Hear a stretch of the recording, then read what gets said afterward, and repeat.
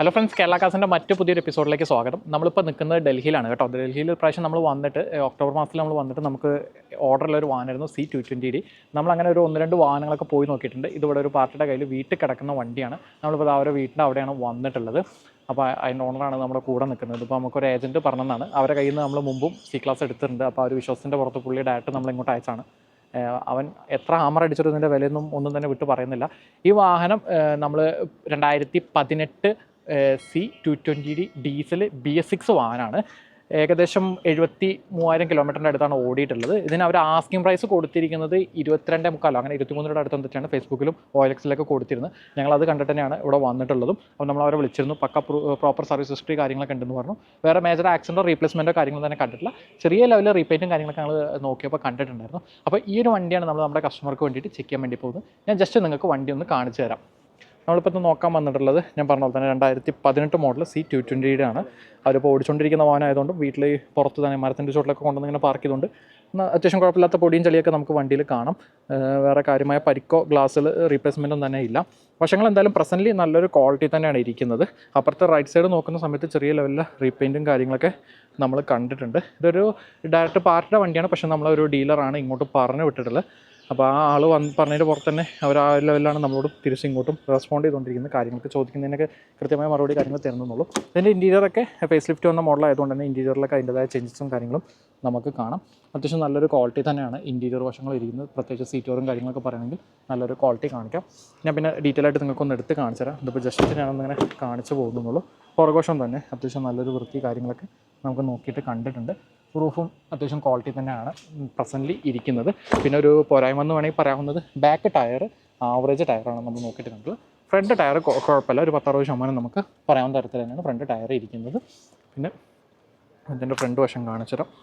ഫ്രണ്ടിലാട്ടോ face ചെറിയ ചേഞ്ചസും കാര്യങ്ങളൊക്കെ വന്നിട്ട് പുതിയ ടൈപ്പ് ഹെഡ്ലൈറ്റും കാര്യങ്ങളൊക്കെയാണ് കിടക്കുന്നത്. അതോടൊപ്പം തന്നെ പറയേണ്ടത് ഇതിൻ്റെ ഫ്രണ്ട് ഗ്ലാസ്സിൽ നിലവിൽ തേങ്ങ വഴിയെ കല്ലടിക്കുകയൊന്നും തന്നെ ചെയ്തിട്ടില്ല. നല്ലൊരു ക്വാളിറ്റിയിലാണ് ഇരിക്കുന്നത്. എല്ലാ വശത്തെയും തന്നെ ഗ്ലാസ്സുകളും കാര്യങ്ങളൊക്കെ ഒരേ സീരീസിൽ 2018 തന്നെ ഗ്ലാസും കാര്യങ്ങളും നമുക്ക് നോക്കിയിട്ട് കാണാൻ സാധിച്ചിട്ടുണ്ട്. അപ്പോൾ നമ്മളെല്ലാ വണ്ടികളും ചെയ്യുന്ന പോലെ തന്നെ നമുക്ക് ഈ വണ്ടി 1 by 1 ആയിട്ട് നമുക്ക് എല്ലാ വണ്ടികളും പെയിൻറ്റ് ചെയ്യുന്ന പോലെ തന്നെ നമുക്ക് ആദ്യം തന്നെ ഈ വണ്ടിയുടെ പെയിൻറ്റിൻ്റെ ഭാഗത്ത് നിന്ന് തുടങ്ങാം. നമുക്ക് ഈ വശത്ത് നിന്ന് അങ്ങ് തുടങ്ങാം. ഞാൻ ഈ പറഞ്ഞ പോലെ തന്നെ ഈ വശത്ത് ചെറിയ ലെവലിൽ റീപെയിൻറ്റ് ഞാൻ കണ്ടിട്ടുണ്ട്. റീപെയിൻറ്റഡ് ആണ്. ഇങ്ങോട്ടേക്കില്ല കേട്ടോ, ഒരു പീസിലില്ല. ഇവിടെ റീപെയിൻറ്റ് ചെറിയ ലെവലിൽ കാണാം.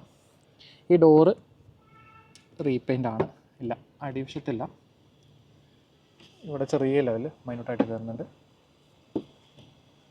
ചെറിയ ലെവലിൽ അത് പുട്ടി കയറിയിട്ടില്ല, പക്ഷെ വളരെ മൈന്യൂട്ടായിട്ടുള്ള ലെവലിൽ വണ്ടിയിൽ റീപെയിൻറ്റ് കാണാം. ഓക്കെ, അവിടെ റീപെയിൻ്റാണ്.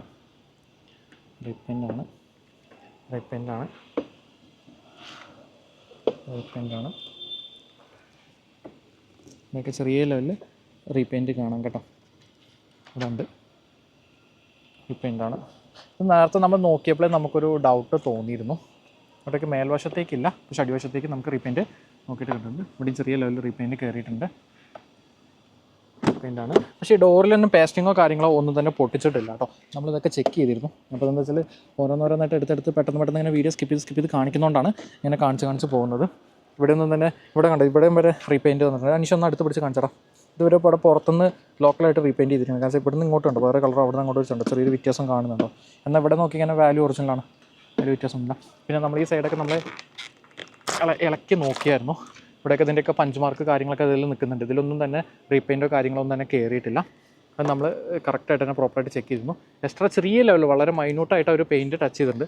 ഒന്നെങ്കിൽ സ്ക്രാച്ചോ കാര്യങ്ങളോ എന്തെങ്കിലും ആയപ്പോൾ അവരൊരു കോട്ട് മൊത്തത്തിൽ ഈ ഒരു സൈഡ് അടിച്ചായിരിക്കും. പിന്നെ അത് കളറ് ഗ്രേഡ് ചെയ്തെടുക്കാൻ ബുദ്ധിമുട്ടായതുകൊണ്ടായിരിക്കാം അവർ മൊത്തത്തിൽ ചെയ്തിട്ടുള്ളത്. ഡിക്കിയിലില്ല കേട്ടോ.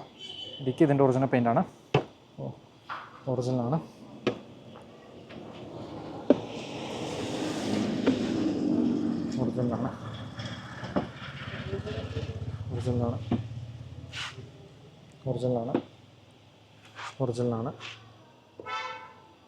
ഒറിജിനലാണ്. ഞാനൊരു കാര്യം കാണിക്കാൻ മറന്നുപോയി. നമ്മുടെ അനീഷ, ഇത് കഴിഞ്ഞ ദിവസം എനിക്കൊരു പുതിയൊരു പെയിൻറ്റ് കോട്ടിംഗ് തിക്നെസ് മെഷീനും കൂടി കിട്ടിയിട്ടുണ്ട്.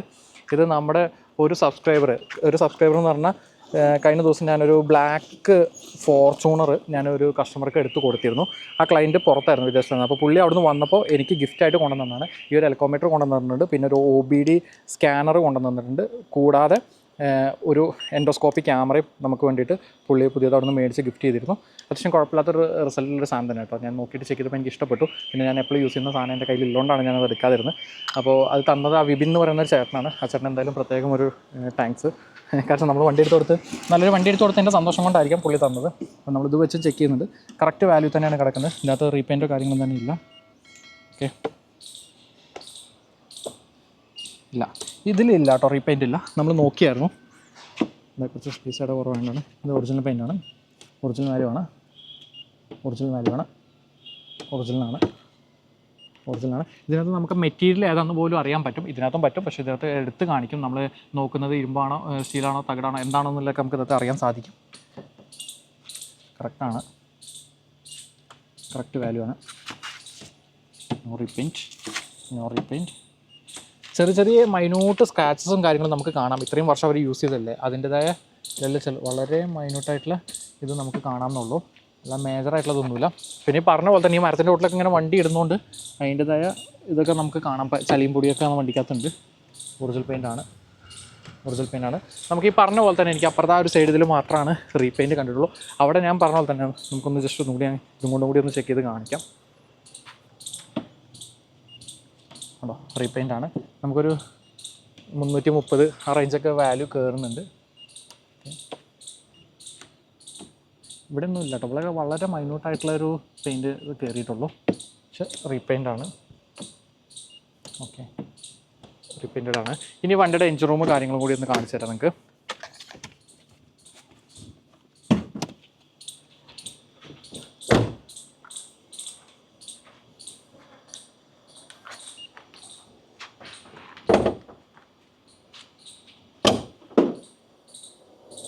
ഇതൊരു BS6 എൻജിൻ റൂമാണ് ഇപ്പോൾ നമ്മൾ കണ്ടുകൊണ്ടിരിക്കുന്നത്.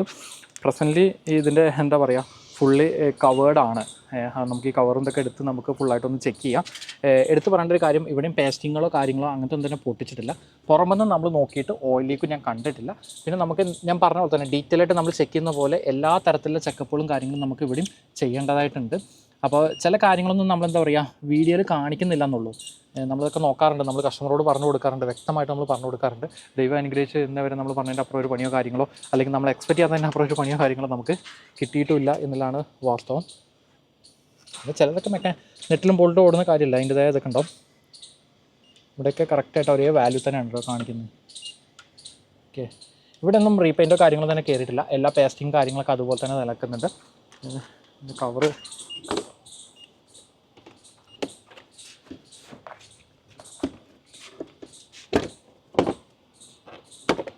ഓക്കെ.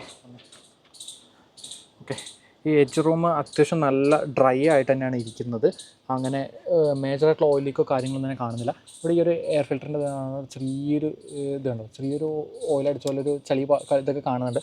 അതൊന്ന് വാഷ് ചെയ്ത് ചിലപ്പോൾ പോകാമെന്നുള്ളൂ. കാരണം ഇത്രയും വർഷമായിട്ടുള്ള അത് വണ്ടി ഇറങ്ങിയ കാലം മുതലുള്ള പൊടിയും ചളിയൊക്കെ ഇതിനകത്ത് കിടക്കുന്നുണ്ട്. കാരണം വെച്ചാൽ ഇതൊരു പക്ക പാർട്ടിയുടെ കിടക്കുന്ന വണ്ടിയുണ്ട്, അവരതൊന്നും വൃത്തിയാക്കിയിട്ടില്ല. പുറമെ ഇത് ചുമ്മാ പേരിനെന്തോട്ട് വെറുതെ തുടച്ച് വെച്ചിട്ടുള്ളൂ കേട്ടോ. നമ്മളിങ്ങനെ വണ്ടി കാണാൻ വരുന്നുണ്ട്, ഇങ്ങനെ പാർട്ടിലൊക്കെ കാണാൻ വരുമ്പോൾ ഇതാക്കണം എന്ന് പറഞ്ഞുകൊണ്ട് വെറുതെ ചുമ്മാ പേരിനൊന്ന് എഞ്ചിൻ റൂം ഇവരുടെ ഡ്രൈവർ ആയാലും തുടച്ച് വെച്ചതേ ഉണ്ടാവുള്ളൂ. കാരണം വെച്ചാൽ അതും തുടച്ചതും പ്രോപ്പറൊന്നും അല്ല, ഇതിലൊക്കെ കണ്ട പൊടി അങ്ങനെ നിൽക്കുന്നുണ്ട്. ആളുകളെ കാണിക്കാൻ വേണ്ടിയിട്ട് പുറമെ ഒന്ന് കാണിച്ച് വെച്ചത് ഇതിനകത്ത് ഞാൻ നോക്കിയിട്ട് കണ്ടിട്ടുള്ളൂ. ബാക്കി എല്ലാം പക്ക ആ ഒരു പ്രോപ്പർ പാക്കിങ്ങിൽ തന്നെയാണ് എഞ്ചിൻ റൂമിനകമൊക്കെ ഇരിക്കുന്നത്. ഒന്നും തന്നെ കട്ട് ചെയ്താക്കുക അല്ലെങ്കിൽ എക്സ്ട്രാ പിടിപ്പിച്ചതായിട്ടൊന്നും തന്നെ നമുക്ക് നോക്കിയിട്ട് കണ്ടിട്ടില്ല. പിന്നെ എടുത്ത് പറയേണ്ട കാര്യം, ഇതിൻ്റെ ഹെഡ്ലൈറ്റുകളൊക്കെ ഇതിൻ്റെ ഒറിജിനൽ മെർസിഡീസിൻ്റെ തന്നെ ഹെഡ്ലൈറ്റാണ്. അതൊന്നും നമുക്ക് റീപ്ലേസ്മെൻറ്റ് നോക്കിയിട്ട് കണ്ടില്ല. പിന്നെ ഇവിടത്തേക്ക് കണ്ടോ, ഇതിൻ്റെയൊക്കെ ഫിനിഷിങ് നിങ്ങൾക്ക് തന്നെ നോക്കിയാൽ കാണാം. എല്ലാം പ്രോപ്പറായി ഒറിജിനൽ ഒരേ ക്വാളിറ്റി തന്നെ ഇരിക്കുന്നുണ്ട്. നമുക്ക് അങ്ങനത്തെ കാര്യങ്ങളും തന്നെ നെഗറ്റീവും തന്നെ പറയാനില്ല. അപ്പോൾ ഓക്കെ, നമുക്കിനി വണ്ടി സ്കാനിങ് കാര്യങ്ങൾ, ഇതിൻ്റെ അണ്ടർ ബോഡി കാര്യങ്ങളും നോക്കണം. അതുപോലെ ബാക്കി മെക്കാനിക്കലി കാര്യങ്ങൾ കൂടി ചെക്ക് ചെയ്തിട്ട് ഞാൻ ഫൈനൽ. ഓക്കെ, അപ്പോൾ നമ്മൾ പുറമേക്ക് ചെക്ക് ചെയ്തിട്ട് കുഴപ്പമില്ല. നമുക്ക് ഈ ഒരു റൈറ്റ് സൈഡ് മാത്രമേ നമുക്ക് ചെറിയ ലെവലിൽ റീപെയിൻറ്റും കാര്യങ്ങളും കണ്ടിട്ടുള്ളൂ. ബാക്കി മെക്കാനിക്കൽ സൈഡ് കാര്യങ്ങളൊക്കെ നമ്മൾ നോക്കിയായിരുന്നു. ഞാൻ വീഡിയോ കുറച്ച് ഇതാക്കി പെട്ടെന്ന് ചെയ്യണം, ഇവർക്ക് അർജൻറ്റ് എന്ന് പറഞ്ഞുകൊണ്ടേ. അപ്പോൾ നമ്മളിപ്പോൾ വണ്ടി OBD സ്കാനർ കണക്ട് ചെയ്തിട്ട് നമ്മൾ സ്കാൻ ചെയ്യാൻ സ്റ്റാർട്ട് ചെയ്തിട്ടുണ്ട്. ഞാനൊരു കാര്യം ഓർമ്മിപ്പിക്കുകയാണ്, ഇത് പറയുന്ന ആളുകൾക്ക് അറിയാത്ത വ്യക്തികൾക്ക് വേണ്ടിയിട്ടാണ്. എന്നോട് പലരും ചോദിക്കാറുണ്ട്, നിങ്ങൾ ഏത് ആപ്ലിക്കേഷൻ വഴിയാണ് വണ്ടി സ്കാൻ ചെയ്യുന്നതിൽ. നമ്മളൊരു ആപ്ലിക്കേഷൻ മാത്രം കിട്ടിയോണ്ടല്ല, നമുക്കൊരു OBD സ്കാനർ നിങ്ങൾ മേടിക്കണം. അപ്പോൾ അത് ഏത് കമ്പനിയുടെയാണോ മേടിക്കുന്നത് ആ കമ്പനികൾക്ക് അതത് സ്കാനറും കാര്യങ്ങളും അവൈലബിൾ ആയിട്ടുണ്ടാവും. അതിന് അനുസരിച്ചുള്ള ആപ്പുകളായിരിക്കും. അപ്പോൾ ആ ആപ്പിൽ കയറിയിട്ടാണ് നമ്മളിത് ചെയ്യുന്നത്. അപ്പോൾ നമുക്കിപ്പോൾ എല്ലാ വണ്ടിയുടെയും കിലോമീറ്റർ റീഡിങ് എടുക്കാൻ പറ്റുമെന്നൊക്കെ പലരും ഡൗട്ടായിട്ട് ചോദിക്കുന്നുണ്ട്. നമുക്കങ്ങനെ എല്ലാ വണ്ടിയുടെ ഒന്നും കിലോമീറ്റർ റീഡിങ് കിട്ടാറില്ല. BS6 വാഹനങ്ങളിലും അതുപോലെ തന്നെ ജർമ്മൻ വാഹനങ്ങളിലൊക്കെയാണ് ECMൻ്റെ റെക്കോർഡ് ലൈവ് ഡാറ്റ നമുക്ക് സ്ട്രീം ചെയ്യാൻ സാധിക്കുള്ളൂ. അപ്പോൾ ഒരു പരിധിവരെ നമുക്ക് അതിൻ്റെ കിലോമീറ്റർ ജെന്യൂനിറ്റി നമുക്ക് കൺഫേം ചെയ്യാൻ സാധിക്കും. ചില കേസുകളിൽ നമുക്ക് അങ്ങനെയും എന്താ പറയുക ECM തിരിക്കാൻ പറ്റുമെന്നൊക്കെ പറഞ്ഞ് കേട്ടിട്ടുണ്ട്. പക്ഷേ ഞാൻ അങ്ങനെ കണ്ടിട്ടില്ല. പലപ്പോഴും നമ്മൾ നോക്കുമ്പോൾ ഒന്നെങ്കിൽ ECMലെ മൈൽസും മീറ്ററിൽ കാണിക്കുന്ന കിലോമീറ്ററും നമ്മൾ ഡിസ്റ്റൻസ് കാണാറുണ്ട്. ഇല്ല അങ്ങനെ ചെയ്തിട്ടുണ്ടെങ്കിൽ നമ്മൾ പിന്നെ ഒരു പരിധിവരെ നമ്മൾ പറഞ്ഞ പോലെ തന്നെ ഷോറൂമിൻ്റെ സർവീസ് റെക്കോർഡ് എടുത്ത് പ്രോപ്പറാണെന്ന് ഉറപ്പിച്ചാണ് നമ്മൾ വണ്ടികൾ എടുക്കാറ്. അപ്പോൾ നമുക്ക് എന്തായാലും സ്കാനിങ് നടക്കട്ടെ. സ്കാനിങ് ഇതാ നടന്നുകൊണ്ടിരിക്കുന്നത്. വണ്ടി എന്തായാലും നമുക്ക് ഈ ഇൻറ്റീരിയറൊക്കെ നോക്കുകയാണെങ്കിൽ നല്ലൊരു ക്വാളിറ്റി തന്നെ നമുക്ക് കാണാൻ കേട്ടോ. പ്രത്യേകിച്ച് ഇതിൻ്റെ എന്താ പറയുക ഫങ്ഷൻസ് കാര്യങ്ങളെല്ലാം പ്രോപ്പറായിട്ട് തന്നെ എല്ലാം വർക്കാവുന്നുണ്ടെന്നല്ല നമുക്ക് എടുത്ത് പറയണം. എല്ലാ ഭാഗത്തും സ്വിച്ചുകൾ കാര്യങ്ങളൊക്കെ ഉണ്ട്. നല്ല ക്വാളിറ്റി തന്നെയാണ് നമ്മൾ നോക്കിയിട്ട് കണ്ടിട്ടുള്ളത്. സർവീസിൻ്റെ നെക്സ്റ്റ് സർവീസ് ഡ്യൂ 3100 കിലോമീറ്ററിൽ നമുക്കിവിടെ കണ്ടിട്ടുണ്ട്. മീറ്റർ റീഡിങ് കണ്ടു. അതിനകത്ത് കാണിച്ചിരിക്കുന്നത് 73,925 കിലോമീറ്ററാണ് കാണിച്ചിട്ടുള്ളത്. ഇത് ബെൻസിൻ്റെ C220D 2018 വണ്ടി, അതായത് ന്യൂ ഷേപ്പിൽ വന്നതിൻ്റെ ഇൻറ്റീരിയറാണ് കേട്ടോ. 18 തന്നെ ഓൾഡ് ഷേപ്പ് നമുക്ക് കാണാറുണ്ട്. അപ്പം പിന്നെ ഞാനിതകത്ത് ആദ്യമേ ഞാൻ വീഡിയോയിൽ എനിക്ക് സൂചിപ്പിച്ചിട്ടില്ലാന്ന് തോന്നുന്നു. ഇതിൻ്റെ ആസ്കിംഗ് പ്രൈസ് ഇവിടെ കടന്നിരുന്നത് 22 പോയിൻറ്റ് സംതിങ് ആണല്ലേ, ഒരു 23യുടെ അടുത്താണ് അവർ ഫേസ്ബുക്കിലും OLXലൊക്കെ അവർ ആസ്ക് ചെയ്തിരുന്നത്. അത് നെഗോഷ്യബിൾ ആയിട്ടുള്ള പ്രൈസാണ്. നമ്മളപ്പോൾ എങ്ങനെ എത്രമാത്രം കുറച്ചെടുക്കും എങ്ങനെ എന്താണെന്നില്ല നമുക്ക് ആദ്യം വണ്ടി ഫുൾ ചെക്ക് ചെയ്തിട്ട് നമുക്ക് നോക്കാം എന്ന് കരുതുന്നു. എന്നിട്ട് ഞാൻ കസ്റ്റമർ പറയുകയാണ് ഇതിൻ്റെ പ്രൈസും കൂടി പറഞ്ഞോ എന്ന് പറയുകയാണെങ്കിൽ തീർച്ചയായിട്ടും പ്രൈസും കൂടി ഞാൻ ചേർത്ത് പറഞ്ഞിരിക്കും. അപ്പം നമ്മുടെ സ്കാനിങ് ഓൺ പ്രോഗ്രസ് ആണ്. ഇത് എന്താ വെച്ചാൽ ഈ ജർമ്മൻ ടൈപ്പ് വാഹനങ്ങളായതുകൊണ്ട് കുറച്ചധികം കാര്യങ്ങൾ നോക്കാണ്ട് അപ്പോൾ കുറച്ച് ടൈം എടുക്കും. അതുകൊണ്ടാണ് ഞാൻ അങ്ങനെ സ്കിപ്പ് ചെയ്ത് വീഡിയോ. ഓക്കെ, അങ്ങനെ നമ്മുടെ സ്കാനിങ് കംപ്ലീറ്റ് ആയിട്ടുണ്ട്. നമുക്ക് എറർ ഒന്നും തന്നെ കിട്ടിയിട്ടില്ല. നമ്മളിപ്പോൾ റിപ്പോർട്ട് കംപ്ലീറ്റ് ചെയ്യാൻ കൊടുത്തിട്ടുണ്ട്. അപ്പോൾ നമുക്ക് ഈ PDF നമുക്ക് കസ്റ്റമർക്ക് അയച്ചു കൊടുക്കണം. സാധാരണഗതിയിൽ നമ്മളങ്ങനെ എന്തെങ്കിലും എററൊക്കെ കിട്ടുമ്പോൾ നമ്മൾ മെക്കാനിക്കിന് അയച്ചു കൊടുക്കാറുണ്ട്. അവരൊരു ഒപ്പീനിയനും ചോദിച്ചിട്ടാണ് നമ്മൾ ചെയ്യാറ്. ഇന്നലെയൊക്കെ നമ്മൾ നോക്കിയ 1-2 വണ്ടികളിലൊക്കെ അങ്ങനെ നമുക്ക് വളരെ മോശം റിസൾട്ടാണ് നമുക്ക് കിട്ടിയിരുന്നത്. ഇതിനകത്ത് ഇപ്പം ഞാൻ പറഞ്ഞ പോലെ തന്നെ ഇതിനകത്ത് വന്നിരിക്കുന്ന മൈൽസ് 45,937 കിലോമീറ്റർ ഓടിയതായിട്ട് കാണിച്ചിട്ടുണ്ട്. അപ്പം നമ്മൾ ജസ്റ്റ് ഗൂഗിളിനകത്ത് മൈൽസ് ടു കിലോമീറ്റർ എന്ന് കൊടുത്തു കഴിഞ്ഞാൽ നമുക്കറിയാൻ പറ്റും. അപ്പോൾ അതിനകത്ത് നമ്മൾ എത്ര മൈൽസാണെന്നുള്ളത് ഇപ്പോൾ നമ്മൾ കണ്ടത് കറക്റ്റ് 45,937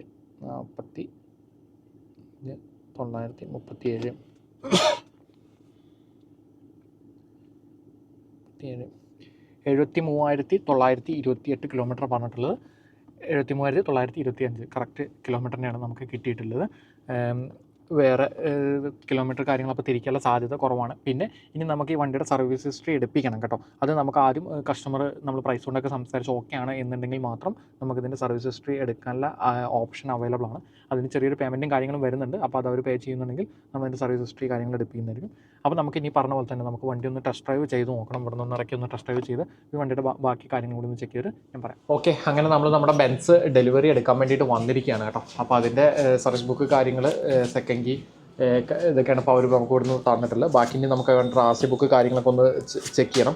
ഇതിൻ്റെ മാനുവൽ കാര്യങ്ങൾ അതിൻ്റെ സർവീസ് ബുക്ക് കാര്യങ്ങൾ എല്ലാം ഉണ്ട്. അവർ അന്നേ നമ്മൾ എടുക്കുമ്പോഴേ പറഞ്ഞിരുന്നു എല്ലാ കാര്യങ്ങളും അവൈലബിൾ ആണത്. പിന്നെ ഇതിൻ്റെ സെക്കൻഡ് കീ അൺയൂസ്ഡ് ആയിട്ടുള്ള സെക്കൻഡ് കീ കാര്യങ്ങളാണ്. പിന്നെ ഇതതിൻ്റെ ബാക്കി മറ്റേ മെഴ്സിഡീസിൻ്റെ അന്ന് വണ്ടി മേടിക്കുമ്പോഴത്തെ വാറണ്ടി കാര്യൻ്റെ അതിൻ്റെയൊക്കെ ഇതുണ്ടല്ലോ, അതിൻ്റെയൊക്കെ പേപ്പേഴ്സും കാര്യങ്ങളൊക്കെയാണ് അവർ നമുക്കിപ്പോൾ ഇവിടെ വെച്ച് തന്നിട്ടുള്ളത്. ഇനി ഇത് വണ്ടിയുടെ ഒറിജിനൽ RC ബുക്കാണ് ഇപ്പോൾ കണ്ടോ ഇവിടെ നമുക്ക് ചെയ്തിട്ടുണ്ട്. ഇതിനകത്ത് കമ്പനിയുടെ പേരിൽ തന്നെയാണ് വണ്ടി കിടക്കുന്നത്. വേറെ ഫിനാൻസ് നോട്ടിങ്ങോ കാര്യങ്ങളോ തന്നെ കാണാമല്ല. ഫൈനാൻസ് ഗാഡിന് ഓൾറെഡി ഫിനാൻസ് ഉണ്ട്. അപ്പോൾ ബാങ്ക് NOC കാര്യങ്ങൾ വരെ ഉണ്ട്. അതുകൊണ്ട് നമുക്ക് ഒറിജിനൽ RC നമുക്ക് എടുക്കാൻ സാധിക്കില്ല. അത് ഇവിടെ RTO പോയി ക്ലിയർ ചെയ്ത് നമുക്ക് പുതിയ RC ഇഷ്യൂ ചെയ്ത് വരണം. ബാങ്ക് NOC ഉണ്ട്. ഓക്കെ, ഇതാണ് ബാങ്ക് ഫിനാൻസ് ക്ലോസ് ചെയ്തതിൻ്റെ ലെറ്റർ കേട്ടോ. നമ്മളിത് അന്നേ ചോദിച്ചിരുന്നു. കാരണം നമ്മൾ ഫുൾ പേയ്മെൻറ്റ് ചെയ്യുന്നതിന് നമുക്കിത് കാണണം ഒറിജിനൽ എന്ന് പറയുന്നത്. അതുകൊണ്ട് അവർ ഒറിജിനൽ നമുക്ക് തന്നിട്ടുണ്ട്. അപ്പോൾ അങ്ങനെ ഇപ്പോൾ ഇവിടുന്ന് നമ്മളാക്കി പിന്നെ ഇനി വേണ്ട 1-2 ഫോംസ് കാര്യങ്ങൾ പിന്നെ കമ്പനിയുടെ സൈഡിൽ പാൻ കാർഡിൻ്റെ അതിൻ്റെയൊക്കെ കോപ്പികളും കാര്യങ്ങളൊക്കെ മേടിച്ച് നമ്മളിപ്പോൾ ഇവിടുന്ന് വണ്ടി ഡെലിവറി എടുത്ത് ഇറങ്ങാൻ വേണ്ടി പോകണം. ഇവിടെ തന്നെ കയ്യോടെ നമ്മൾ ട്രക്കിങ്ങിൻ്റെ ടീമിന് കൊടുക്കുകയാണ്. കാരണം നമുക്ക് ഇനി അടുത്തൊരു 1-2 വണ്ടി കൂടി നോക്കണം. അപ്പോൾ ഇവിടെ നിങ്ങൾ വേറെ റൂട്ടിനാണ് പോകുന്നത്. അപ്പോൾ നമ്മൾ ഇവിടുന്ന് ട്രക്കിംഗ് ടീം ഇവിടെ വരും. അപ്പോൾ അവിടെ നിന്ന് നമ്മൾ കൊടുത്ത് അവിടുന്ന് വഴിക്ക് അങ്ങനെ ഇതാക്കുന്നതായിരിക്കും. പിന്നെ വണ്ടി പുറത്ത് കിടക്കുന്നുണ്ട് കാണിച്ചു. ഓക്കെ, അപ്പോൾ നമ്മുടെ വണ്ടി ഇതപ്പോൾ അവരിവിടെ കൊണ്ടുവന്ന് ഫുള്ള് വാഷിംഗ് ഒക്കെ തീർത്ത് നല്ല വൃത്തിയാക്കി വെച്ചിട്ടുണ്ട് കേട്ടോ. അന്ന് കൊണ്ടുവന്ന് വേറെ മാറ്റമൊന്നും വന്നിട്ടില്ലല്ലോ എന്നല്ല നമ്മളിപ്പോൾ റൗണ്ട് കൂടെ വന്ന് ചെക്ക് ചെയ്തിരുന്നു. വേറെ ഗ്ലാസ്സുകൾക്ക് പൊട്ടലോ കാര്യങ്ങളോ ടൈലറ്റിന് പരിക്കൊന്നും ഇല്ല എന്നുള്ളതൊക്കെ നമ്മൾ ഒന്നുകൂടി കൺഫേം ചെയ്തിട്ടുണ്ട്. അപ്പോൾ അങ്ങനെ നമ്മളിപ്പോൾ ഇവിടുന്ന് ഈ വണ്ടി ഇന്നിപ്പോൾ ഇവിടുന്ന് ഡെലിവറി എടുക്കാൻ വേണ്ടിയിട്ടുള്ള പ്ലാനിലാണ്. അവർ കാരണം വെച്ചാൽ ഇത് ഡീലർ പറഞ്ഞെന്ന വണ്ടിയാണ്. കാരണം ഇവൻ്റെ കയ്യിൽ കുറേ പ്രീമിയം സെഗ്മെൻറ്റ് ഉണ്ട്, അതുപോലത്തെ പല വണ്ടികളും ചെയ്യുന്ന ഒരു ഡീലറാണ്. അപ്പോൾ ഇവൻ നമുക്ക് കഴിഞ്ഞ ദിവസം അവൻ്റെ പാർട്ടിയുടെ വീട്ടിൽ കൊണ്ടുപോയി കാണിച്ചതും കാര്യങ്ങൾ ചെയ്തു. അത് കഴിഞ്ഞിട്ടാണെങ്കിൽ തന്നെ അവനൊട്ടും എന്താ പറയുക, നമ്മളവിടെ നിൽക്കുന്നതിനോട് കാര്യങ്ങൾക്കും അവനൊട്ടും തന്നെ താല്പര്യം ഉണ്ടാവില്ല. എത്രയും പെട്ടെന്ന് അവിടുന്ന് പോകുന്നോ നിങ്ങൾ അവിടുന്ന് മാറിക്കോ, വേറെ കേസ് നമുക്ക് സംസാരിക്കാം എന്നൊക്കെ പറഞ്ഞ് ഓണറെ കാണിക്കാതെയാണ് അവൻ വരുന്ന ഡീലാക്കിയത്. അപ്പോൾ എന്തായാലും ഇപ്പം നമ്മൾ വരുന്നതിന് മുമ്പേ അവൻ വണ്ടി ഇവിടെ കൊണ്ടുവന്ന് നല്ല കഴുകി കുട്ടപ്പനാക്കി നിർത്തിയിട്ടുണ്ട് നമുക്ക് പറയാം. അപ്പോൾ ഇവിടുന്ന് ഇപ്പോൾ നമ്മൾ ഈ വണ്ടി ഈ 2018 C220D നമ്മൾ ഇവിടുന്ന് ഡെലിവറി എടുക്കാൻ വേണ്ടി പോവുകയാണ്. അപ്പോൾ ഞാൻ പറഞ്ഞ പോലെ തന്നെ ഞാൻ ഒരു പക്ഷേ ചിലപ്പോൾ ഈ വീഡിയോ ഇവിടെ വെച്ച് വൈൻഡപ്പ് ചെയ്യുന്നതായിരിക്കും, അല്ലെങ്കിൽ ഞാൻ കസ്റ്റമർ ക്ലൈൻറ്റിൻ്റെ റിവ്യൂ കൂടെ ഉൾപ്പെടുത്തിയിട്ടായിരിക്കും ഞാൻ ഈ വീഡിയോ വൈൻഡപ്പ് ചെയ്യുന്നത്. ഇതുപോലുള്ള ഡൽഹി ഹരിയാന UP പഞ്ചാബ് ആളിനൊക്കെ വണ്ടി എടുക്കാൻ ഞാനായിട്ട് ബന്ധപ്പെടാൻ വേണ്ട നമ്പറാണ് ഇന്നത്തെ സ്ക്രീൻ നമുക്ക് കൊടുത്തുള്ളത്. അത് എൻ്റെ പേഴ്സണൽ നമ്പറാണ്. അപ്പോൾ അതിൻ്റെ വാട്സപ്പിലേക്ക് നിങ്ങൾ ഏത് വണ്ടി ഏത് കമ്പനിയുടെ ഏത് ഇയറിൽ കിടക്കുന്ന പെട്രോളാണോ ഡീസലാണോ ഓട്ടോമാറ്റിക് ആണോ അങ്ങനെയുള്ള കാര്യങ്ങൾ മെസ്സേജ് ചെയ്യണമെങ്കിൽ ആദ്യം നമ്മൾ എക്സ്പെക്ട് ചെയ്യാവുന്ന പ്രൈസും പറഞ്ഞിരുന്നായിരിക്കും. പിന്നീട് നിങ്ങൾ ഓർഡർ കൺഫേം ചെയ്യുന്നതിനനുസരിച്ചാണ് നമ്മൾ ഇതുപോലെ വണ്ടികൾ കാര്യങ്ങൾ പോയി നോക്കി ചെക്ക് ചെയ്തെടുക്കുന്നത്. എനിക്ക് സ്വന്തമായിട്ട് ഷോറൂം അല്ലെങ്കിൽ ഞാൻ വണ്ടിയിൽ മേടിച്ച് മറിച്ച് വിൽക്കുകയല്ല ചെയ്യുന്നത്. ഒരു ക്ലയൻറ്റ് ഒരു വണ്ടി ഓർഡർ ചെയ്യുന്നതിനനുസരിച്ച് നമ്മളിവിടെ കേരളത്തിൽ നിന്ന് ഡൽഹിയിൽ പോയി നോക്കി ചെക്ക് ചെയ്ത് എടുത്ത് കൊടുക്കുകയാണ് ചെയ്യുന്നത്. അതോടൊപ്പം തന്നെ ഒരു കാര്യം ഞാൻ എടുത്ത് ഓർമ്മിപ്പിക്കുകയാണ്, ഞാൻ ഒരു തരത്തിലുള്ള എന്താ പറയുക ഇടനില നിന്നുള്ളൊരു വണ്ടികൾ പോയി ചെക്ക് ചെയ്യുക കാര്യങ്ങൾ അങ്ങനത്തെ പരിപാടി ചെയ്യുന്നില്ല. കാരണം ഞാൻ അധിക സമയം കേരളത്തിലുണ്ടാവാറ്. ഇതെല്ലാം ഓർഡറുകളാകുമ്പോൾ മാത്രമാണ് നമ്മൾ ഡൽഹിയിലേക്ക് വരാറ്. അപ്പോൾ എല്ലാം പാടെ ചേർത്ത് നമുക്ക് ഒരു കമ്മിറ്റ്മെൻറ്റ് എടുത്താൽ ചെയ്യാൻ സാധിക്കാത്തതുകൊണ്ടാണ് നമ്മൾ പ്രസന്റ് അങ്ങനെ കാര്യങ്ങൾ ചെയ്യാത്തത്. നാളെ തുടങ്ങുകയാണെങ്കിൽ തീർച്ചയായിട്ടും നിങ്ങളെ അറിയിക്കുന്നതായിരിക്കും. ഓക്കെ, അപ്പോൾ നമുക്ക് ഡെലിവറി കാര്യങ്ങൾ കൂടെ വീഡിയോ വൈൻഡപ്പ് ചെയ്യാം. ഓക്കെ ഫ്രണ്ട്സ്, അങ്ങനെ നമ്മൾ നമ്മുടെ വണ്ടി C-Class ഇപ്പോൾ ഇവിടെ വെച്ചിട്ട് നമ്മൾ ഡെലിവറി കസ്റ്റമർക്ക് കൊടുത്തിട്ടുണ്ട്. കേരളത്തിലൂടെ കൊണ്ടുവന്നിട്ട് ഇപ്പോൾ കുറച്ച് ദിവസം മുമ്പ് ഞാൻ കൊടുത്തു. അപ്പോൾ ഞാൻ അന്ന് അവർ വന്നപ്പോൾ ഒരു ഫാമിലി ആയിട്ട് വന്നത്. അപ്പോൾ ഞാൻ അവരോട് റിവ്യൂ ചോദിച്ചിരുന്നു. അപ്പോൾ പുള്ളി പറഞ്ഞു എന്നെ ഒന്നാമത് ഫേസ് ഒന്നും കാണിക്കണ്ട, നീ അല്ലാതെ വേണമെങ്കിൽ റിവ്യൂ ഞാൻ ഫോൺ വഴി വല്ലതും തരാം എന്ന് പറഞ്ഞു. അപ്പോൾ ഞാനും പറഞ്ഞ കുറച്ച് ദിവസം ഒന്ന് ഓടിച്ചിട്ട് നമുക്കൊരു റിവ്യൂ പറയാനില്ല. അപ്പോൾ ആൾ ജോസേട്ടൻ എന്ന് പറയും, കണ്ണൂരാണ്. അപ്പോൾ പുള്ളിയുടെ ഡീറ്റെയിലൊക്കെ പുള്ളി പറയുന്നതായിരിക്കും. അപ്പോൾ കുറച്ച് ദിവസം ഇപ്പോൾ എനിക്ക് എൻ്റെ ഊഹം ശരിയാണെങ്കിൽ ഏകദേശം വണ്ടി കൊടുത്തിട്ടൊരു 3-4 ആഴ്ചയുടെ മേലെ ആയി. ഞാനിപ്പോൾ കുറച്ച് തിരക്കായതുകൊണ്ട് തന്നെ വീഡിയോ ഇടാനും കുറച്ച് ഡിലേ വന്നു, സോറി. അപ്പം ഈ ഒരു 3-4 ആഴ്ച കൊണ്ട് അവർ വണ്ടി യൂസ് ചെയ്യും, അവരൊരു ഷോറൂമിൽ കൊണ്ടുപോയി സർവീസിന് കൊടുത്തു. കാര്യങ്ങളൊക്കെ അവരെന്നോട് മുൻപ് സൂചിപ്പിച്ചിരുന്നു ഇങ്ങനെ കൊടുക്കാൻ പോകാമെന്നൊക്കെ പറഞ്ഞിട്ട്. അപ്പോൾ അതൊക്കെ എന്തായി എന്നറിയാൻ വേണ്ടിയിട്ട് നമുക്ക് കസ്റ്റമർ ഒന്ന് വിളിച്ചു നോക്കാം. അപ്പോൾ അവരുടെ അഭിപ്രായം ഒന്ന് കേൾക്കാം. ഹലോ ജോസേട്ടാ, എന്തുണ്ട് വിശേഷം? സുഖമാണോ? ആ അടിപൊളിയായിരുന്നല്ലേ, ഞാൻ നോക്കിയില്ലേ. കുഴപ്പമില്ലാണ്ട് പോകുന്നു. നമ്മുടെ വണ്ടിയുടെ NOC കാര്യങ്ങളൊക്കെ കിട്ടിയിട്ടുണ്ട്. ഇന്ന് അവർ അവിടെ നിന്ന് അയക്കും എന്നുള്ളതാണ് എനിക്ക് കിട്ടിയ നിർദ്ദേശം. ഇന്നലെ അവരെ അഡ്രസ്സൊക്കെ വെരിഫൈ ചെയ്തിട്ടുണ്ട്. ഓക്കെ, ഇന്ന് അവിടുന്ന് വിടുവുള്ളൂ അല്ലേ? ഇന്ന് അവിടുന്ന് വിടും. അപ്പോൾ സ്പീഡ് പോസ്റ്റ് ആയിട്ട് അവിടെ നിന്ന് അയക്കും. തിരക്കാണോ? ഫ്രീ ആണോ? ഫ്രീയാ. ഞാൻ വണ്ടിയുടെ കാര്യങ്ങളും കൂടി ഒന്ന് ചോദിക്കാൻ വേണ്ടിയിട്ടായിരുന്നു. അപ്പോൾ കൊണ്ടുപോയിട്ട് കുറച്ച് ദിവസം ആയല്ലോ. അപ്പോൾ ഉപയോഗിച്ചൊക്കെ നോക്കിയിട്ട് എങ്ങനെയുണ്ട്, നമുക്ക് റിവ്യൂ കൊടുത്തിട്ട് എനിക്ക് ആ വീഡിയോ ഒന്ന് കംപ്ലീറ്റ് ചെയ്യാനായിരുന്നു. ജോസേട്ടൻ എവിടെ, നാട്ടിൽ എവിടെ സ്ഥലം? കണ്ണൂര്. Okay okay. എങ്ങനെയുണ്ട് വണ്ടി? എങ്ങനെയുണ്ട് യൂസ് ചെയ്തിട്ടൊക്കെ? വണ്ടി ഉപയോഗിക്കുന്നതിന് കുഴപ്പമൊന്നും കാണില്ല. പിന്നെ അധികം ഓടിച്ചില്ല. ഒന്ന് സർവീസിന് പോയി. സർവീസിന് പോയിട്ട് എന്നാ പറഞ്ഞു? സർവീസിന് പോയിട്ട് പറഞ്ഞത് അവര് പിന്നെ അത് ചോദിച്ചു, നമുക്ക് സ്കാൻ ചെയ്യണം ചോദിച്ചു. സ്കാൻ ചെയ്യണം എന്ന് വെച്ച് കഴിഞ്ഞപ്പം എന്നിട്ട് അവർ പറഞ്ഞു വെച്ചാല് കൊടുത്ത് അഥവാ സ്കാൻ ചെയ്ത് കഴിഞ്ഞാൽ ചിലപ്പം ചില മോഡ്യൂളുകൾ ചിലപ്പം മൊത്തം പിന്നെ ഫ്രീസായി പോകാൻ സാധ്യതയുണ്ട്. അങ്ങനെ ഉറപ്പില്ല. അത് ചിലതിന് കംപ്ലൈന്റ് ഉണ്ടെങ്കിൽ ചിലപ്പോൾ മൊത്തം അങ്ങ് ഡൗൺ ആയി പോകും. നമ്മൾ ഓൾറെഡി വണ്ടി സ്കാൻ ചെയ്താണ്. അപ്പൊ നമുക്ക് അങ്ങനത്തെ പ്രശ്നങ്ങളൊന്നും വന്നിട്ടില്ല. ഞാനത് ചോദിക്കാനിരിക്കുവായിരുന്നു. ഇല്ല, നമ്മൾ സ്കാൻ ചെയ്തിട്ടല്ലേ എടുത്തത്, അതുകൊണ്ട് അത് വിഷയം വരത്തില്ല. അപ്പൊ അവരുടെ മെഷീൻ കൂട്ടി കഴിഞ്ഞാല് എന്തെങ്കിലും പറ്റിയാൽ പിന്നെ അതിന് ചില എറർ വന്നാൽ പിന്നെ അത് വൺ ടൈം വന്നു കഴിഞ്ഞാൽ പിന്നെ അത് പോവില്ല. അങ്ങനെ പ്രീമിയം സെഗ്മെന്റ് വണ്ടിയിലൊക്കെ അങ്ങനെ ഉണ്ട്. പിന്നെ കംപ്ലൈന്റ് പരിഹരിച്ചിട്ടേ പോവുള്ളൂ. അതെ. അങ്ങനെ പിന്നെ അത് അതുകൊണ്ട് പിന്നെ അവിടെ നിന്നും ചെയ്തില്ല. ഞാൻ പിന്നെ അവിടെ നിന്ന് വിളിച്ചില്ല. ബാക്കി ഷോറൂമാര് വേറെ എന്തെങ്കിലും പറഞ്ഞോ? ഷോറൂമിൽ പിന്നെ വേറെ ഒന്ന് രണ്ട് കുറച്ച് കാര്യങ്ങൾ പറഞ്ഞു. അതായത് എന്റെ എഞ്ചിൻ ഡൗണിങ് ഗിയർ ബോക്സ് വണ്ടിങ് എല്ലാം കൂടെ ഒരു വീക്കാന്ന് പറഞ്ഞു. അവരെന്താ വെച്ചാല് ഒരു ടൈം പീരീഡ് ആകുമ്പോ ഇപ്പൊ നമുക്ക് ഏകദേശം വണ്ടി ഇത്രയും വർഷം പഴക്കം ചെന്നല്ലേ, അതൊക്കെ റബ്ബർ അല്ലേ. നമ്മൾ എന്തായാലും ഓടിയില്ലെങ്കിൽ പോലും നമ്മളൊരു ടൈം പീരീഡ് ആകുമ്പോൾ ഈ റബ്ബറിന്റെ സാധനങ്ങൾ ബുഷസ് കാര്യങ്ങളൊക്കെ ഒന്ന് ജനറൽ ആയിട്ട് മാറ്റി വിടണം. അതെല്ലാരും ചെയ്യുന്നതാണത്. കാരണം എത്ര ലോ കിലോമീറ്റർ വണ്ടി ആണെങ്കിൽ പോലും നമ്മളൊരു പരിധി കഴിഞ്ഞാൽ ഇതൊക്കെ റബ്ബർ ആകുമ്പോൾ ഇത് യൂസ് ചെയ്യാതെ ഇരുന്നിട്ട് അത് ഹാർഡ് ആവുക അല്ലെങ്കിൽ അതിന് ചെറിയ വിള്ളൽ വരെയൊക്കെ ചെയ്യും. അപ്പൊ അതൊന്ന് മാറ്റി വിടുന്നത് നല്ലതാണ്. പേഴ്സണലി കുഴപ്പമില്ലെങ്കിലും അത് വീക്കാന്നുള്ളത് അവർ പറയും. നമ്മൾ ചെക്ക് ചെയ്യുമ്പോൾ നമ്മൾ പറയുമല്ലോ ഇങ്ങനെ കാര്യങ്ങളൊന്നും ചേഞ്ച് ചെയ്യുന്നത് നല്ലതെന്നാ പറഞ്ഞു. അത്രേ ഉള്ളൂ. ഓക്കെ. പിന്നെ പറഞ്ഞത് ഇതാണ്, ഫ്രണ്ട് ഡിസ്ക് ഉണ്ടല്ലോ, ബ്രേക്ക് ഡിസ്ക്, അത് കല കൊണ്ടുണ്ട്. അത് കുറച്ചൊരു പിന്നെ തേയ്മാനം പെട്ടെന്ന് ആവുമെന്ന് പറഞ്ഞു പിന്നെ പാഡുകൾക്ക് തേയ്മാനം വരും. അപ്പൊ ഡിസ്ക് കട്ട് ചെയ്യേണ്ടി വരും. അവിടെ ചിലപ്പോൾ ബെൻസിന്റെ ഷോറൂമിലൊക്കെ ആകുമ്പോൾ റീപ്ലേസ് ഉണ്ടാവുള്ളൂ, അവർ കട്ട് ചെയ്യില്ല. പുറത്ത് ലൈറ്റ് കൊടുത്ത് അവർ ചിലപ്പോൾ കട്ട് ചെയ്ത് തരും. പിന്നെ അങ്ങനെ ഒരു വൈബ്രേഷൻ ഒന്നും ബ്രേക്കിംഗിന്റെ ടൈമിൽ ഒരു സ്റ്റിയറിംഗ് ബബ്ലിംഗ് ഒന്നും ഇല്ല. ഇല്ല. അല്ല, അത് കുറച്ചും കൂടി ഓടിയാലേ വരത്തുള്ളൂ. കുറച്ചും കൂടി ഓടിയിട്ടേ ചിലപ്പോൾ ഒരു 10,000 കിലോമീറ്റർ ഒക്കെ ആകുമ്പോൾ ഈ പറഞ്ഞ കംപ്ലൈൻസ് വരാൻ സാധ്യതയുണ്ട്. ഓക്കെ. ഒരു ലിസ്റ്റ് എനിക്ക് അയച്ചു തരാന്ന് പറഞ്ഞ എന്തൊക്കെ ചെയ്യേണ്ടതെന്നുള്ളത് കിട്ടുമ്പോ ഒന്ന് തന്നാ മതി. എനിക്കും തന്നാ അപ്പൊ എനിക്കും കാണാലോ, പറഞ്ഞിരിക്കാലോ. എന്തായാലും ബ്രേക്കിന്റെ കേസിലൊക്കെ റിസ്ക് എടുക്കണ്ട, മാറ്റിക്കോളും ഉണ്ടോ എന്തെങ്കിലും ഉണ്ടെങ്കിൽ. പിന്നെ അത് ഒത്തിരി അങ്ങനെ വെച്ച് ഓടാനും ഒന്നിലും പുറത്തുനിന്നാണെങ്കിലും കൊടുത്തിട്ടേ ഡിസ്പ്ലേഡൊക്കെ ഒന്ന് കട്ടിച്ചാലാണ് മതി. അപ്പൊ അതെന്താ വെച്ചാൽ ജോസഫ് ചെയ്ത് ഉചിതം പോലെ ചെയ്യാം. ഓക്കെ. ഓയിൽ ചേഞ്ചും കാര്യങ്ങളും ചെയ്തില്ലായിരുന്നോ? ഓയിൽ ചേഞ്ച് ചെയ്തു. പിന്നെ അതിന്റെ ഫിൽറ്റർ ഇതെല്ലാം മാറി. എല്ലാം കൂടെ 55 രൂപ. 55 ഷോറൂമിൽ അങ്ങനെ തന്നെയാ ഷോറൂമിൽ. പക്ഷെ നമ്മള് അന്ന് നോക്കിയ സമയത്ത് പറഞ്ഞ 3000 കിലോമീറ്റർ ഓടാൻ. അല്ല, അതെന്താ വെച്ചാലേ നമ്മൾ ഈ വണ്ടിക്കകത്ത് വരുന്ന സംഭവം ഉണ്ടല്ലോ, അത് അവരതിൽ മെസ്സേജ് കാണിക്കുന്നത് അത് അവർ ചെയ്യുന്നതാണ്. അത് നമുക്ക് അതിലൊരു ട്രിപ്പ് പോലെ നമ്മൾ റിമൈൻഡർ സെറ്റ് ചെയ്യുന്നതാണ്. അത് നമുക്ക് കൂട്ടാൻ കുറയ്ക്കണം. അപ്പൊ ഓരോ സർവീസിന് മുമ്പ് അവർ അടുത്ത കിലോമീറ്റർ നോക്കി അതിനനുസരിച്ച് റിമൈൻഡർ വെക്കും അതിനകത്ത്. ഒരു വർഷത്തേക്കാ പറഞ്ഞേക്കുന്നത്. ഒരു വർഷം ചെയ്യണമല്ലോ. അതെ, വർഷം ചെയ്യണം. അതിന്റെ ഇടയിലും അല്ലെങ്കിൽ 15,000 കിലോമീറ്റർ. ഇനി അത് മാത്രമല്ല, അതിന്റെ ഇടയിൽ എന്തെങ്കിലും ഒരു ബുദ്ധിമുട്ട് തോന്നുകയാണെങ്കിലും കാണിക്കണം. ഇങ്ങനത്തെ വണ്ടികൾ അങ്ങനെ വെച്ച് ഓടിക്കരുത് കേട്ടോ. ഓക്കെ. വേറെ എന്നാണ്ട് വിശേഷങ്ങളൊക്കെ? നമ്മുടെ ചാനലിനെ കുറിച്ച് എന്തെങ്കിലും അഭിപ്രായങ്ങൾ എന്തെങ്കിലും പറയാനുണ്ടോ? എങ്ങനെ? ചാനലിനെ കുറിച്ച് എന്തെങ്കിലും അഭിപ്രായങ്ങളോ കാര്യങ്ങളോ എന്തെങ്കിലും പറയാനുണ്ടോ ചോദിക്കാം. ചാനലിനെ കുറിച്ചോ? ചാനലിനെ കുറിച്ച് നല്ല അഭിപ്രായം തന്നെ. വെച്ചാല് നമ്മള് പിന്നെ പ്രതീക്ഷയിലും നല്ല രീതിയിലുള്ള ഇതാണ് കിട്ടിയത്. ഒന്നും കുഴപ്പമില്ല. കാരണം നമ്മള് ഇതുവരെ നേരിട്ട് കാണാത്ത ആളുമായിട്ട് ഇങ്ങനെ ഇത്രയും പൈസയൊക്കെ അയച്ചു തരുമ്പോൾ നമുക്കും ഒരു ധൈര്യം വേണമല്ലോ. അപ്പൊ അങ്ങനെ ഒരു വിശ്വാസം ഉള്ളതുകൊണ്ടാണല്ലോ അയച്ചു തരുന്നത്. അല്ലെങ്കിൽ അയക്കാൻ പറ്റില്ലല്ലോ. അപ്പൊ ഇത് ഞാൻ ആദ്യം വിചാരിച്ചെന്ന് പറയാം, ഇത് ഈ പാർട്ടിയുടെ ഡയറക്റ്റ് പാർട്ടിക്ക് അയക്കും എന്നുള്ള രീതിയിലാണ് ഞാൻ വിചാരിച്ചിരുന്നത്. അല്ല, അത് നമ്മളെന്ന് വെച്ചാലേ പാർട്ടിക്ക് നിങ്ങൾ കുറച്ച് പൈസ അല്ലേ നിങ്ങളെ കൊണ്ട് അയപ്പിച്ചുള്ളൂ. അതെന്ന് വെച്ചാൽ നമ്മൾ ലാസ്റ്റ് വണ്ടി ഡെലിവറി എടുക്കാൻ പോകുമ്പോൾ ഇവർ ഇതില്ല എന്ന് പറഞ്ഞാൽ പിന്നെ ഞാൻ പെട്ടുപോകും. ജോസേട്ടനെ എന്നോട് ചോദിക്കുള്ളൂ, പാർട്ടിയോട് ചോദിക്കില്ല.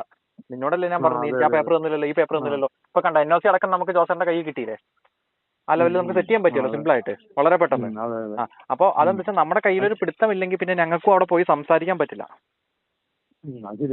അതെന്താ വെച്ചാൽ ഞങ്ങളൊരു പകുതി പൈസയിലും ഞങ്ങളുടെ വഴി കൊടുത്തില്ലെങ്കിൽ ഉണ്ടാകാൻ പോകുന്ന ബുദ്ധിമുട്ട് പറഞ്ഞാൽ, നാളെ വണ്ടി എടുത്തതിന്റെ പുറത്ത് എന്തെങ്കിലും ഒരു ഇഷ്യൂ വന്നാൽ ജോസേട്ടൻ അപ്പോൾ വിളിച്ചിട്ട് പറയും, നിന്റെ നിന്നല്ല അജു ഞാൻ വണ്ടി മേടിച്ചത്, നീ പറഞ്ഞിട്ടില്ല ഞാൻ ഇത് മേടിച്ചത്, ഇത് ഈ കംപ്ലൈന്റ് ഉണ്ടല്ലോ അല്ലെങ്കിൽ ഈ പേപ്പറിൽ ഇന്ന ബുദ്ധിമുട്ടുണ്ടല്ലോ പറയും.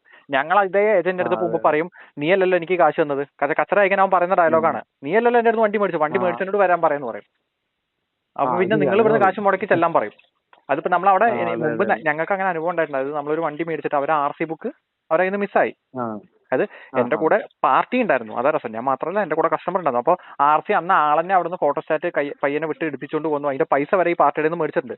ഇങ്ങനെ കണ്ടോണ്ടിരിക്കണം. അപ്പൊ അത് ഫിനാൻസിലെ വണ്ടിയാണ്. അപ്പൊ ഫിനാൻസ് നോട്ടിങ്ങില്ല RC ബുക്ക് നമ്മൾ മേടിക്കില്ല, അവർ മാറ്റി തരണം. അപ്പൊ അയാൾ പറയുന്നത് അന്ന് നിങ്ങൾക്ക് തന്നു വിട്ടു എന്നാണ് ആൾ പറയുന്നത്.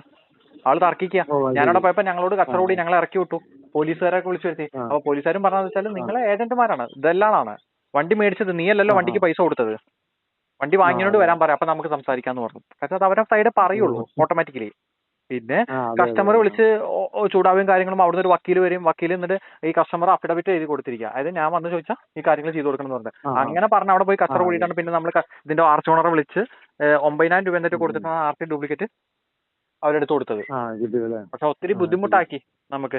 മറ്റേന്ന് വെച്ചാൽ ഞങ്ങൾ പൈസ കൊടുത്തിട്ടുണ്ടെങ്കിൽ ഞങ്ങൾക്ക് പറയാം, ഇത് ഞാൻ മേടിച്ച വണ്ടിയാണ്, എനിക്ക് ഇതിന്റെ പേപ്പർ കിട്ടണം, എനിക്ക് അവിടെ ലീഗലി എനിക്ക് മൂവ് ചെയ്യാൻ പറ്റും, നിങ്ങളെ ബുദ്ധിമുട്ടിക്കാതെ കാര്യങ്ങൾ നീക്കാൻ പറ്റും. അതെ തെളിവുണ്ട്. അതെ, അതും നമ്മളെല്ലാം ഞാൻ ജോസേട്ടനെ അറിയാലോ, 1 രൂപ പോലും ഞാൻ കയ്യിൽ മേടിച്ചില്ലല്ലോ, എല്ലാം ബാങ്ക് ത്രൂ അല്ലേ മേടിച്ച്. അപ്പൊ വന്നതിനും പോയതിനും എനിക്കും കണക്കുണ്ട്, ജോസേട്ടനും കണക്കുണ്ട്. നമ്മളെല്ലാം ഇതെല്ലാം നിയമപരമായിട്ട് അതിന് വേണ്ട കാര്യങ്ങളെല്ലാം ചെയ്തുകൊണ്ട് പോകുന്നതുകൊണ്ടാണ് അത് അങ്ങനെ ചെയ്യുന്നത്. ഓക്കെ. വേറെ പിന്നെന്തേലും ചാനലിൽ എന്തെങ്കിലും മാറ്റങ്ങൾ വരുത്താനോ കാര്യങ്ങൾ എന്തെങ്കിലും ഒരു നിർദ്ദേശം?